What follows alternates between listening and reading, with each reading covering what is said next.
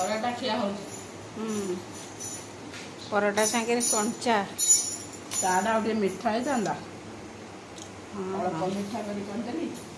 ତ ଅଳ୍ପ ମିଠା ଖାଉ କିନ୍ତୁ ପରଟା ସାଙ୍ଗରେ ଟିକେ ମିଠା ମିଠା ଚା ଭଲ ଲାଗେ। ପିଠା ବି କରିଥିଲେ ତ ପିଠା ଖାଇଦେଲି। ଗ୍ୟାସ୍ ହବ। ପରଟା ଖାଇଦେଲି ଆଉ ସେ ପରଟା ଆଜି ଟିକେ ଟାଣ ହେଇଗଲା କ'ଣ ପାଇଁ?